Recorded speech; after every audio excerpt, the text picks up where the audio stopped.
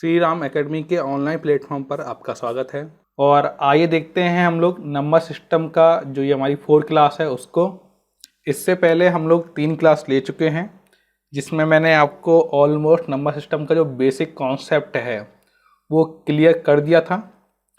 अब हम इसी नंबर सिस्टम का आज ये हमारा 4th लेक्चर है जिसमें हम क्वेश्चन समझेंगे और कैसे और कौन कौन सी इसके अंदर सूत्र है यानी कि आइडेंटिटीज है उसको हम देखेंगे। तो चलिए स्टार्ट करते हैं हम लोग नंबर सिस्टम को।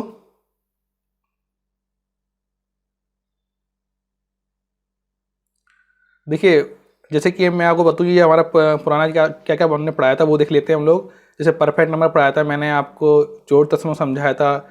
इसके अलावा 2 की भाजकता का नियम, 3 की भाजकता का नियम, ठीक है, और 4 की भाजकता का नियम मैंने आपको ये समझाया था।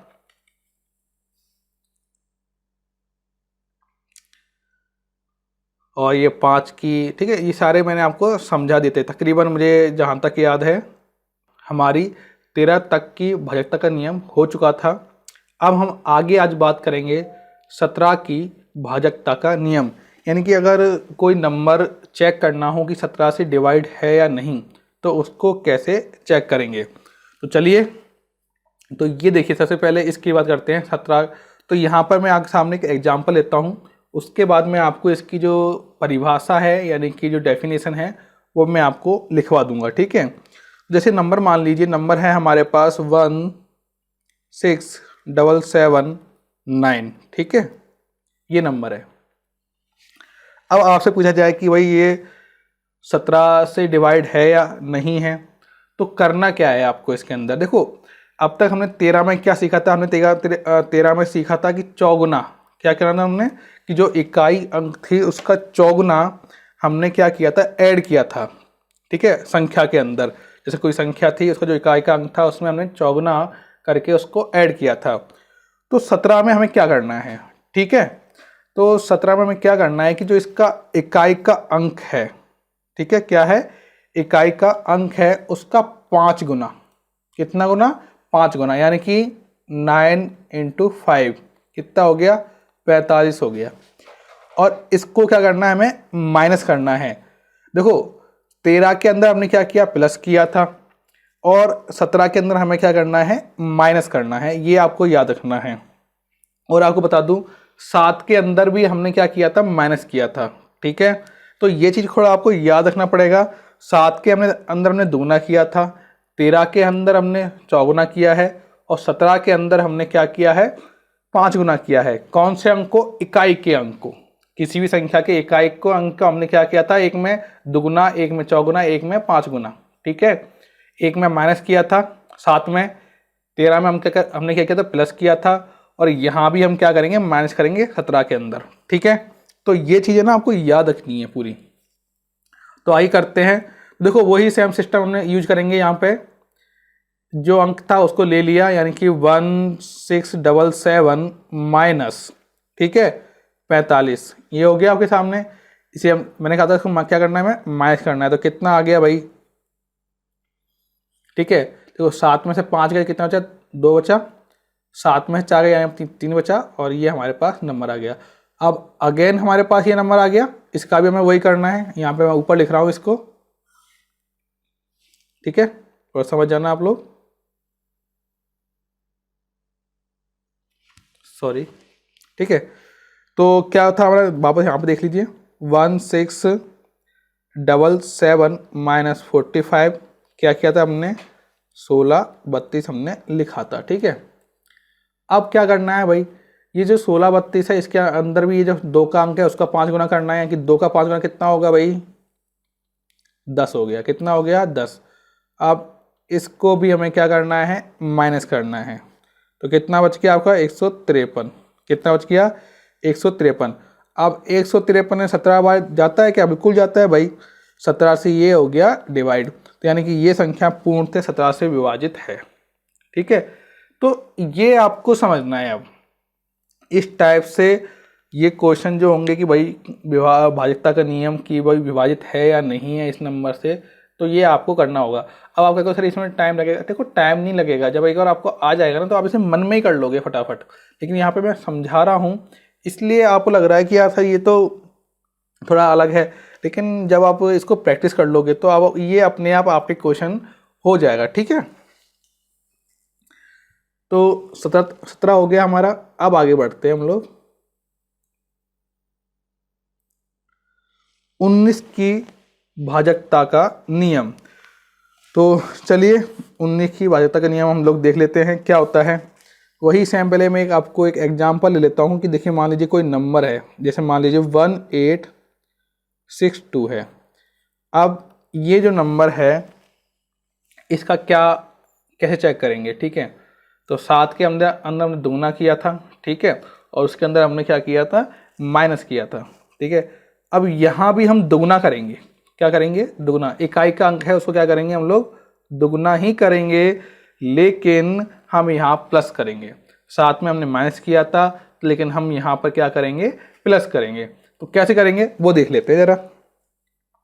बहुत सिंपल सा है भाई, ये है जो नंबर है उसे छोड़ दिया, 2 का दुगना यानी कि 4 हो गया, कितना कर दिया भाई, 190 हो गया, ठीक है। जो 90 से डिवाइड होता है, सॉरी 19 से डिवाइड हो, जो 19 से क्या होता है, डिवाइड होता है, यानी कि ये हो गया। देखो क्या सिंपल सा है, देखो डिवाइड नहीं आता तो वो अब तो सीख लो, धीरे धीरे सीख जाओगे, है ना,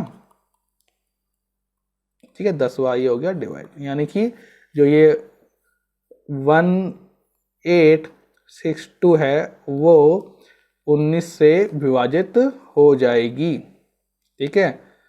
तो आप चाहे इसको लिख सकते हैं, क्या लिखेंगे, लिख लीजिए इसको कि किसी दी गई संख्या, लिखो दी गई संख्या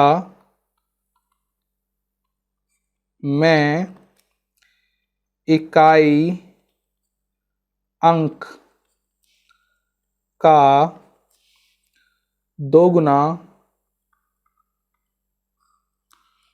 करके शेष संख्या से जोड़ते हैं, ठीक है। उसके बाद देखो जोड़ते हैं, तो इसके बाद अगर वो संख्या 19 से विभाजित होती है, यानी कि 19 जो नंबर है उससे विभाजित होती है पूरी तरीके से, ठीक है, तो वो कोई भी संख्या 19 की भाज्यता के नियम को फॉलो करेगी, यानी कि 19 से विभाजित हो जाएगी, ठीक है। तो ये हो गया। अब एक नोट देखिए आप लोग, यहाँ पे मैं इसको गायब कर देता हूँ थोड़ा। नोट क्या है, यदि कोई संख्या 6 बार एक ही अंक की पुनरावृत्ति से बनी हो, आपको पता हो मैंने पहले एक अपने को दिया, पिछली लेक्चर में हमने इस तरीके से देखा था, एक देखा था 4 4 4 4 4 था हमारे पास, तो बनी हो, मैंने आपसे कहा था कि मैं आपके इसके और भी कॉन्सेप्ट समझाऊंगा, तो वही अब ये आ गया है, ठीक है। तो यदि कोई संख्या 6 बार एक ही अंक की पुनरावृत्ति से बनी हो तो वह 3 7 11 13 21 37 से पूर्णतः विभाजित होगी, ठीक है। ये याद रखना है आपको, किससे होगी, 3 7 11 13 21 37, याद कर लो, 3 7 11, ठीक है, 13 21 37, ये आपको याद करना है। अब एक क्वेश्चन, सिंपल सी बात है, ठीक है। और आपको क्वेश्चन कैसे आ गया, मान लीजिए यही स्टेटमेंट दे दिया आपको कि 6 अंकों से यदि कोई संख्या 6 बार एक ही अंक से पुनरावृत्ति बनी हो तो निम्न में से किससे विभाजित होगी, और आपको ऑप्शन दे दिया, जैसे मान लीजिए 17 19 13 29, तो आपको आंसर क्या होगा, आपका 13 होगा, क्योंकि 13 है यहाँ पर आंसर। अगर मान लो यहाँ पे 7 होता तो यहाँ पे क्या हो जाता, 7 आंसर होता, 3 होता 3 से होता 11, तो 11 तो और 21 37, ठीक है। तो इस तरीके से आपको ये याद रखना है, ठीक है। ये बहुत सिंपल सा एक कॉन्सेप्ट हो गया, ठीक है। अब आगे बढ़ते हैं हम लोग। देखो ये महत्वपूर्ण सूत्र तो हम बाद में लेते हैं, पहले हम आपको एक और कॉन्सेप्ट समझा देते हैं, बहुत सिंपल सा, अभी आपको समझ में आ जाएगा। क्या होता है, वैज्ञानिक अंकन पद्धति। क्या होता है? वैज्ञानिक अंकन पद्धति। क्या क्या कहते हैं, क्या है चीज़, देख लेते हैं हम लोग। जैसे मान लीजिए आपने कई बार क्वेश्चन देखा होगा कि भाई 3 × 10⁸, ये जो 8 है उसे कैसे लिखते हैं हम ये समझेंगे। जब कोई बहुत बड़ी संख्या होती है तो उसको ये थोड़ी, जैसे मान लीजिए यहाँ पे इस तरीके से ये है, जैसे मान लीजिए यहाँ से सन की दूरी बहुत दूर है तो हम उसको इस तरीके से 0 0 होता है तो उसको ऐसे थोड़ी लिखेंगे, उसको वैज्ञानिक तरीके से लिखते हैं। तो वही हम सीखते हैं कैसे, ठीक है। तो यहाँ पर एक मैं बहुत छोटा सा क्वेश्चन लूँगा, उसके बाद बड़ा लिखेंगे हम लोग, ठीक है। तो पहले हम छोटा लेते हैं, देखो 5 6 4 3 ये मान लीजिए, ठीक है। और अब आपको मुझे लिखना है 5, ठीक है, और 0.643। तो कैसे लिखूंगा भाई?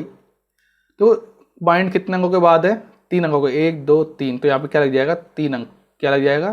3, ठीक है। अब इसको आप सॉल्व करोगे, कैसे सॉल्व कर, देखो सॉल्व कर लो।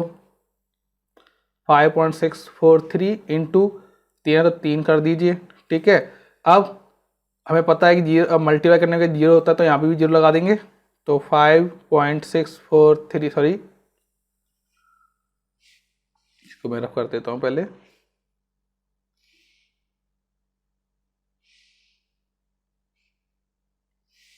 ठीक है। ये हमने 3 0 लगा दिए।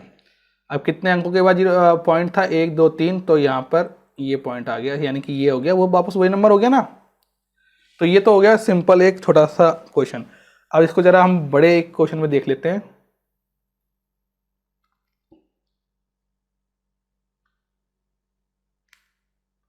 ठीक है।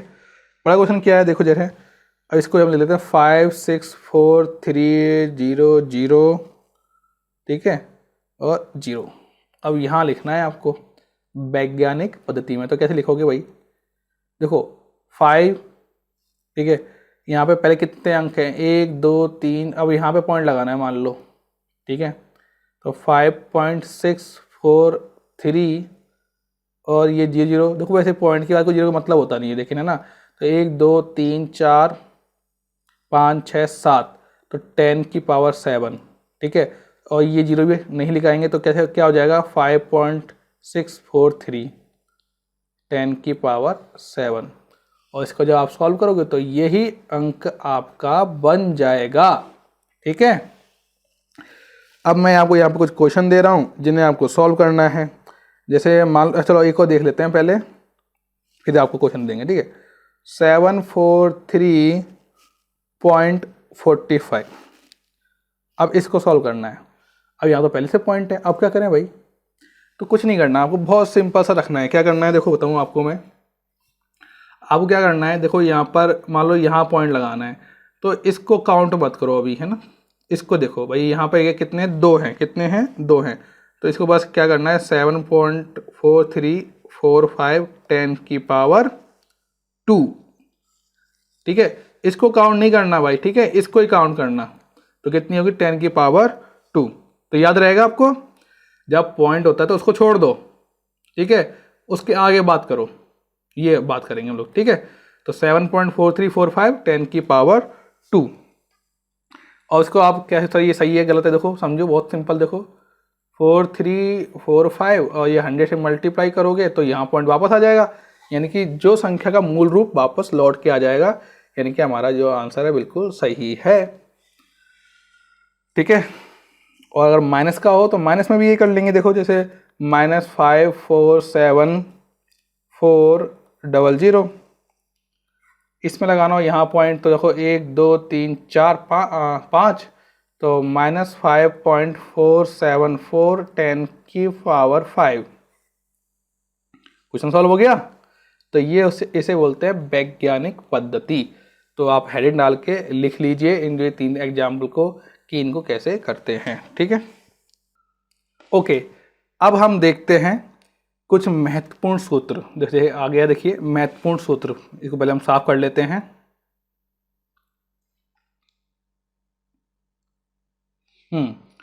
तो अब देखिए महत्वपूर्ण सूत्र क्या है, बहुत इंपॉर्टेंट है, बहुत ध्यान से समझना, बहुत काम की चीज़ है। अब जो ये क्लास स्टार्ट हो चुकी है इसमें बहुत काम की है और इन्हीं के बेसिस पर आपके क्वेश्चन आएंगे। अभी मैं आपको क्वेश्चन दूंगा, आप समझ जाओगे कि कितने इंपॉर्टेंट चीज़ मैं आपको बताने जा रहा हूँ। सबसे पहले देखते हैं n प्राकृत संख्याओं का योग। ठीक है, ये फॉर्मूले आपको एज इट इज याद होना चाहिए। अगर ये आपने याद कर लिए तो कोई भी क्वेश्चन, ठीक है, इस टाइप का पूछा जाएगा तो आप उसको सॉल्व कर पाएंगे बहुत ईजिली। देखो, n प्राकृत संख्या है। प्राकृत संख्या कौन सी होती है? जो 1 से स्टार्ट होती है। ठीक है, n का मतलब क्या भाई? n यानी कुछ भी, जैसे x y z होता है ना, बचपन में पढ़ा होगा। तो n मान लो, n क्या है? कुछ भी है। तो n प्राकृत संख्याओं का योग। अभी देख लेते हैं इसका आंसर, एक क्वेश्चन भी देखेंगे। ठीक है, जैसे क्वेश्चन कैसे आएगा वो देख लेते हैं हम लोग पहले। तो ये आपको रखना है n ब्रैकेट के अंदर n+1/2। ठीक है, तो क्या देखना है आपको? n+1/2, ये आपको ध्यान रखना है। वापस सुन लीजिए, n+1/2। ठीक है, अब बात करते हैं क्या है जी। देखो क्वेश्चन क्या है, क्वेश्चन समझिए। 1 से, क्वेश्चन लिख लो, 100 तक प्राकृत संख्याओं का योग बताइए। ठीक है, तो यहां पे n क्या है? यहां पे n है 100। ठीक है, 1 से लेकर 100 तक प्राकृत संख्याओं का योग बताइए, यानी कि n क्या है यहां पर? 100। तो अब क्या करना है आपको? तो मैंने जैसा कि 100 + 1/2, तो कितना हो गया भाई? 100 101 हो गया, और 101 में डिवाइड किया हमने तो आंसर आ गया 50/50। ठीक है, तो ऐसे आपसे पूछा जाए कि भाई 1 से लेकर 200 तक की प्राकृत संख्याओं का योग जरा आप निकालना, बताना। ठीक है, 1 से लेकर 200 तक की, 1 से लेकर 300 तक की। ठीक है, ये दोनों क्वेश्चन आपको घर पे करने हैं अभी। ठीक है, करके अपनी कॉपी में रखिएगा। 1 से लेकर 200 तक की और 1 से लेकर 300 तक की। ठीक है, प्राकृत संख्याओं का योग बताइए। ठीक है, ये क्वेश्चन आपको करना है। तो ये बहुत इंपॉर्टेंट चीज़ है। क्वेश्चन बहुत आते हैं आपको ऐसे क्वेश्चन कि 1 से लेकर 100 तक प्राकृत संख्याओं को योग बताइए। अब जिसने नहीं पढ़ा तो बैठ जाएगा भाई कैसे निकालें, है ना। लेकिन अगर आपने पढ़ लिया है, आपने ये फॉर्मूला आपको याद है, तो आप आसानी से ये क्वेश्चन कर लेंगे। ठीक है, अब आगे बढ़ते हैं हम लोग। अब देखो, A से B तक की लगातार संख्याओं का योगफल। एक A से B तक लगातार संख्याओं की, मतलब लगातार संख्याओं का योगफल, उसका फॉर्मूला क्या होता है? योग मल्टीप्लाई। ठीक है, योग मल्टीप्लाई अंतर, अंतर मतलब माइनस करना है, +1/2। अब क्वेश्चन देख लेते हैं।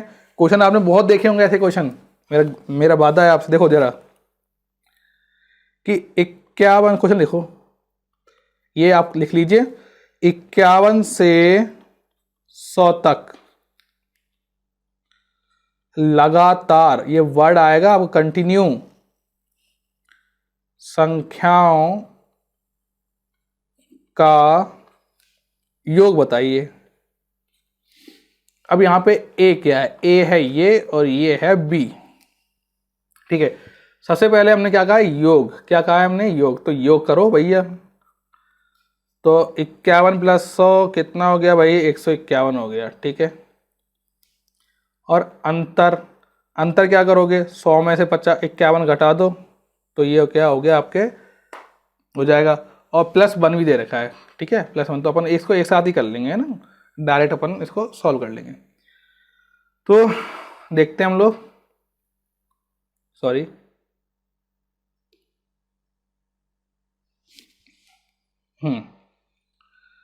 ठीक है, तो ये हो गया। अब इसको देखे, हमने क्या 151 लिख दिया पहले। ठीक है, अब यहाँ पे देखो 51 क्या था, सॉरी, वापस इसको देखो, अंतर 100 - 51 + 1। ठीक है, तो 101 में से 51 गए तो क्या बचे भाई? 50 ही बचे, और ये होगा मल्टीप्लाई। क्या होगा? मल्टीप्लाई। फॉर्मूला क्या है? देखो, ये ब्रैकेट का मतलब क्या होता है? मल्टीप्लाई। इसको तो मैं साफ करता हूँ, फिर आप देखना, है ना। थोड़ा ये देखो, इसको पहले साफ कर लेते हैं।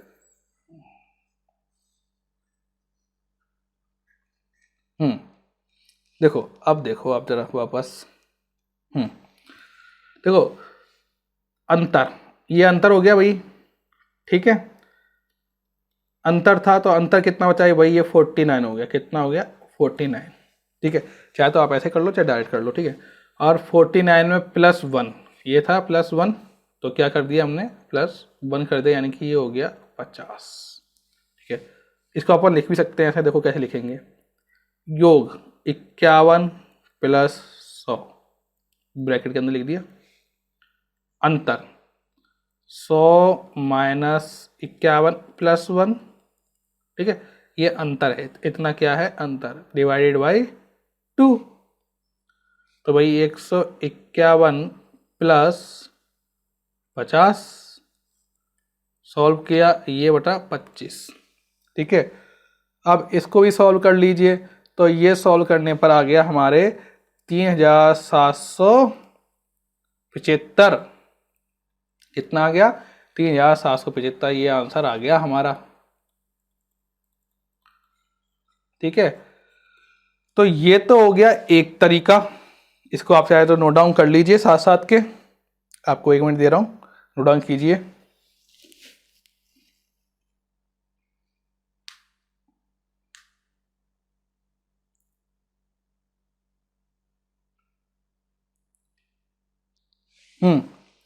तो आई थिंक नोट डाउन हो गया होगा। अब इसको जरा हम एक दूसरे तरीके से देख लेते हैं। देखो, देखो हमने यहाँ पे क्या कहा था, हमने कि 51 से 100 तक, ठीक है। अगर हम ऐसा करें कि भाई 1 से लेकर 50 निकाल लें, ठीक है, फिर 1 से लेकर 100 तक निकाल लें, ठीक है, और जो इसमें से आए उसको क्या कर दें, ये वाला माइनस कर दें, ठीक है। और वो हमने कौन सा लगाएंगे, पहले वाला फॉर्म लगा लेंगे, प्राकृत संख्याओं का योग, ये वाला। उससे कैसे करेंगे, तो पहले 1 से लेकर 50 तक का निकालो। तो मैंने क्या बताया था आपको, n क्या होता है, n होता है 50। ये हमने पहले जो फॉर्म देखा था ना, वो समझा रहा हूँ आपको, n+1/2, कन्फ्यूज मत हो ना। जो पिछला फॉर्मूला था कि n+1/2, ये हम इससे भी इस क्वेश्चन को सॉल्व कर सकते हैं। वापस सुन लो कि 51 से 100 तक हमसे पूछा गया था। अगर हम क्या करें कि 1 से लेकर 50 तक निकाल दें पहले, फिर 1 से लेकर 100 तक निकाल दें, फिर जो इसका आंसर है उसमें से इसको माइनस कर देंगे तो भी निकल के आ जाएगा ना। अब देखो इसको मैं करके दिखा रहा हूँ, और फिर आपको जो कॉन्सेप्ट है वो भी तब बिल्कुल क्लियर हो जाएगा। तो n के पहले हम देखते हैं 1 से लेकर 50 तक प्राकृत संख्याओं का योग। तो हमने फॉर्मूला क्या देखा था, n+1/2, n क्या है, 50 है, इसमें प्लस करेंगे तो क्या हो जाएगा, 51 हो जाएगा। ब्रैकेट का मतलब क्या होता है, ठीक है।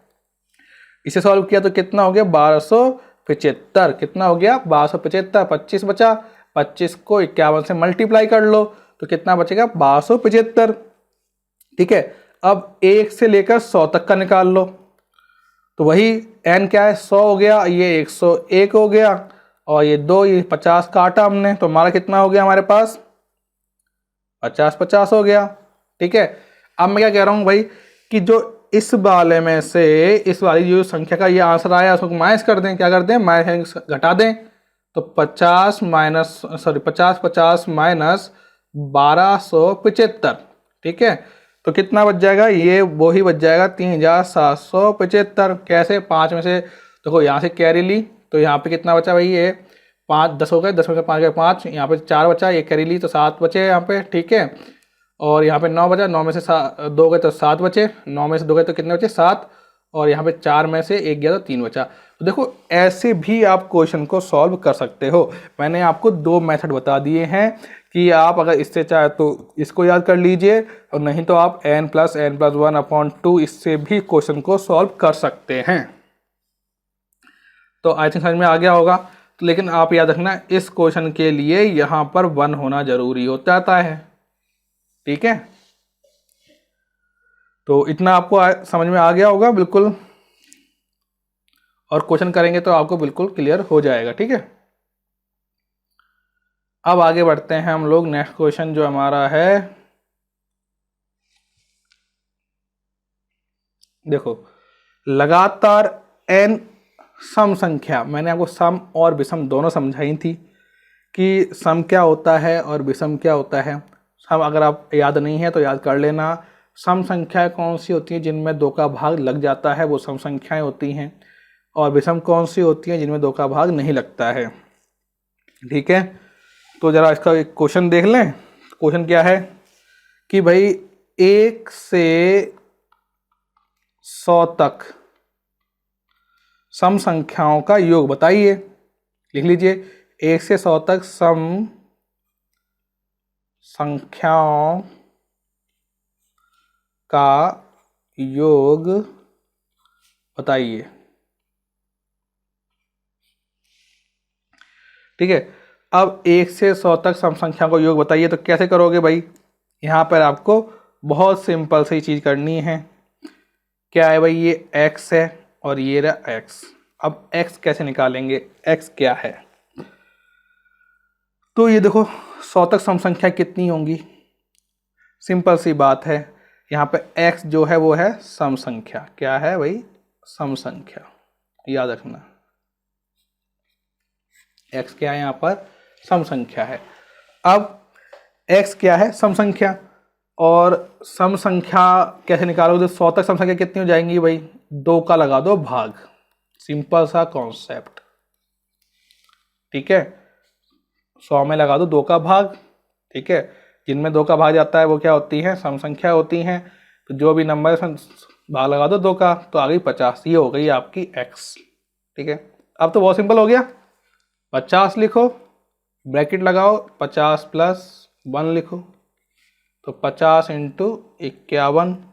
सॉल्व किया, ये आ गया हमारे पास आंसर। कोई डाउट इसके अंदर? x कैसे निकालोगे भाई? सम संख्याओं का योग है। सम संख्या क्या होती है? कौन सी संख्या होती है जिन 2 का भाग जाता है, यानी कि जो बड़ी संख्या है उसमें लगा दो भाग। जो आ गया आपके पास x। क्या आ गया आपके पास? x। उसको रख दो फॉर्मूले के अंदर और अपना आंसर बन गया। ठीक है, आगे देखते हैं हम लोग।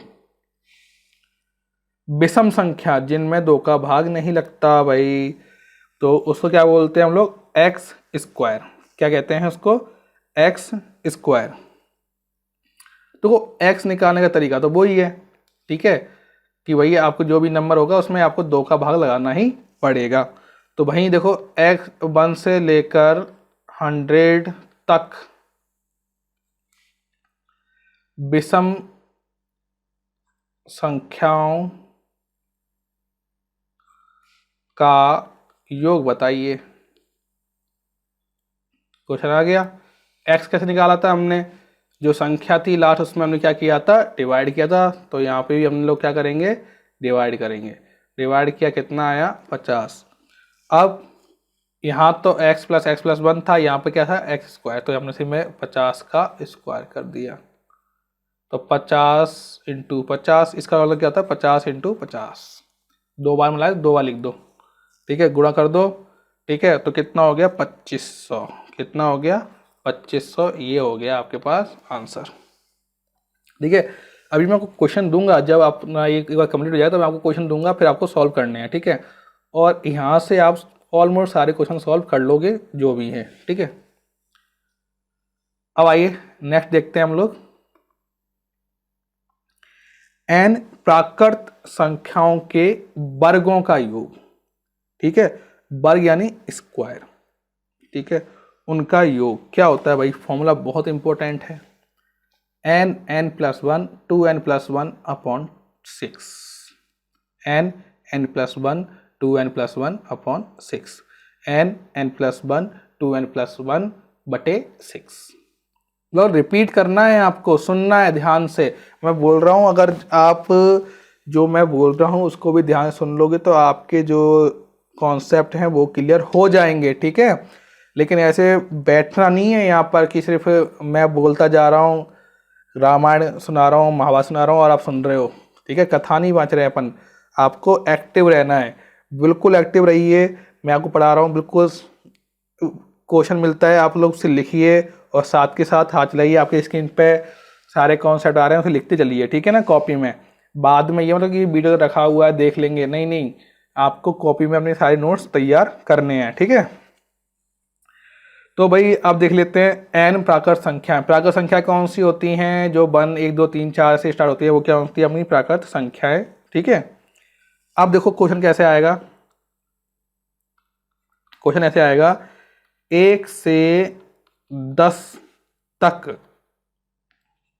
वर्ग, वर्ग मतलब क्या होता है इंग्लिश वाले समझ लीजिए, स्क्वायर संख्याओं का योग बताइए, ठीक है। 1 से 10 तक वर्ग संख्याओं का योग बताइए।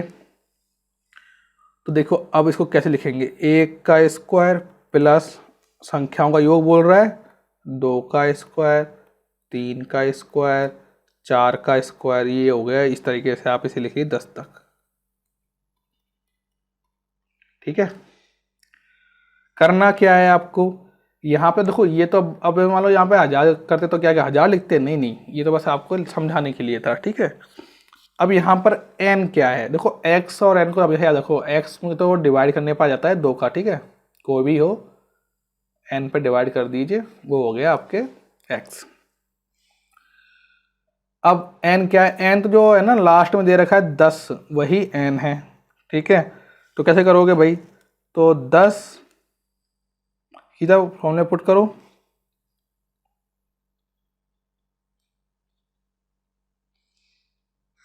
अब देखो ये जो 2n है ना, इसका मतलब ये नहीं है कि 2 बार लिख दो n को, नहीं नहीं, दुगना करना होता है। ये जो बीच में कुछ नहीं तो मल्टीप्लाई होता है, क्या होता है? मल्टीप्लाई, ये याद रखना, ठीक है। तो ये मल्टीप्लाई किया तो 10 हो गया, और ये देखो ब्रैकेट मतलब इनटू, और ये 11 हो गया। और ये देखो 10 को पहले देखो गुणा करेंगे 2 से, ये नहीं कर देना कि भाई 2 प्लस मल्टीप्लाई क्या 11 कर दो, ऐसा नहीं होता।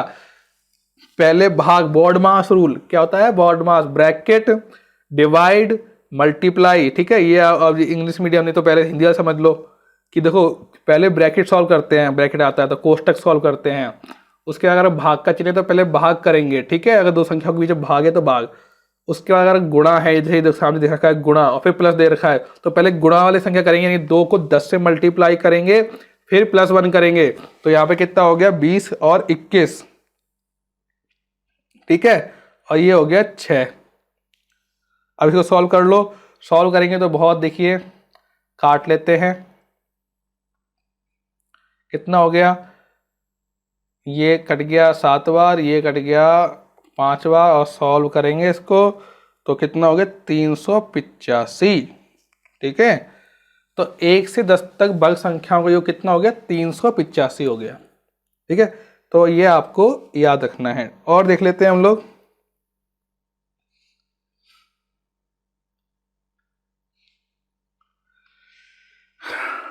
एन सम और विषम वर्ग संख्याओं का योग। देखो बहुत माइनर सा डिफरेंस है, यानी बहुत कम कम डिफरेंस है यहाँ पर। N n plus 1, 2n plus 1 upon 6, n n plus 1 n plus 2 upon 6। तो आपको बहुत ध्यान से पढ़ना है, ठीक है। तो इसके अंदर कैसे करोगे, जैसे मान लीजिए यहाँ पर आपसे लेके 1 से क्वेश्चन यहाँ इसका बता रहा हूँ, ठीक है। 1 से 19 तक, देखो सम विषम कुछ भी हो, ठीक है। 19 ये विषम है, 19 तक विषम संख्याओं का, विषम संख्याओं का के वर्ग का योग बताइए। 1 से 19 तक विषम संख्याओं के वर्ग का योग बताइए। तो n क्या है भाई? n है यहाँ पर, ये जो सॉरी n क्या है? 19 है। तो 19 में प्लस 1 किया तो कितने हो गए? 20 हो गए, और ये हो गया 21, और ये हो गया 6 से डिवाइड, ठीक है। सॉल्व कर लेंगे, आ जाएगा 13 30, ठीक है। सॉल्व करने का वही तरीका है, कट गया 2 से 10 बार कट गया, 2 से 3 बार कट गया, इसको इससे काट दिया और सॉल्व किया तो कितना आ गया? 13 30 हमारे पास आंसर आ गया। देखो ये दोनों चीज़ आपको याद रखनी है, साथ साथ लिखते जाओ कॉपी में जो बोल रहा हूँ, ठीक है ना। तो ये दोनों चीज़ हमारे पास हो गई। आगे देखते हैं हम लोग।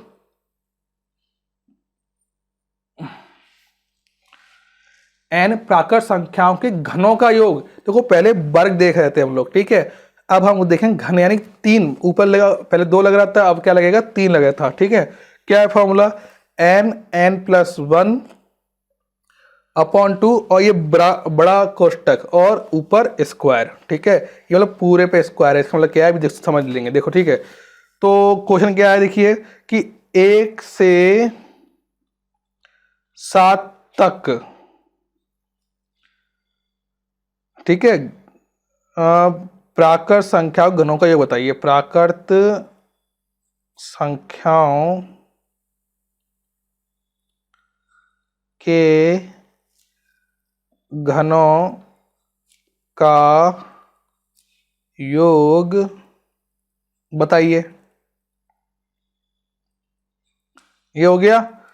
तो इसमें कैसे करेंगे भाई, देख लो, सिंपल सा करना क्या है आपको, 1 से 7 तक बोल रहा है वो, तो भाई n क्या है, n है यहाँ पर 7, क्या है यहाँ पर 7, इसको लिखेंगे कैसे, देखो पहले वो देख लो।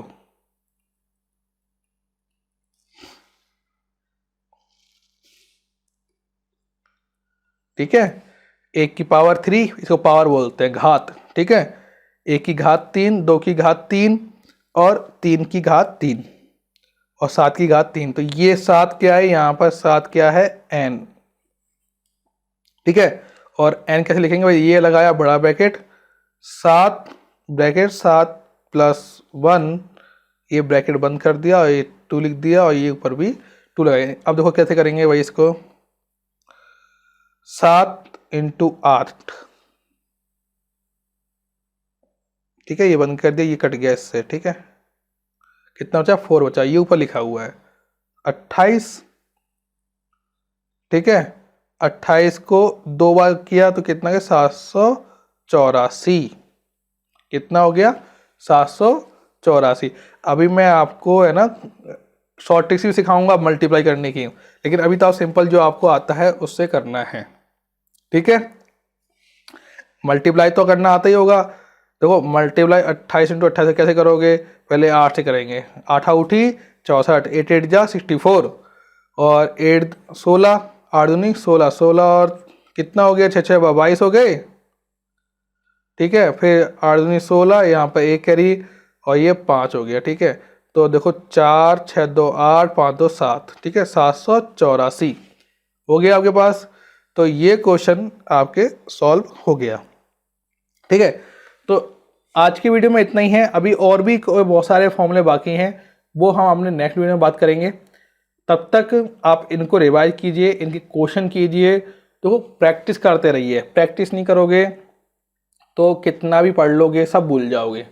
मैथ प्रैक्टिस मांगेगी, आपके अगर क्वेश्चन तब तक सही नहीं होगी तब तक आप प्रैक्टिस नहीं करोगे, ठीक है। तो इसलिए प्रैक्टिस कंटिन्यू रखिए, कोई भी अगर प्रॉब्लम होती है तो आप पूछिए, हम आपको उसका रिप्लाई बताएंगे और उसको क्वेश्चन समझाएंगे, ठीक है, जो भी है, बट अपनी प्रैक्टिस कंटिन्यू करते रहिए, ठीक है। तो चलिए आज की वीडियो में इतना ही था, आगे नेक्स्ट वीडियो में बात करेंगे दूसरी चीज़ के बारे में।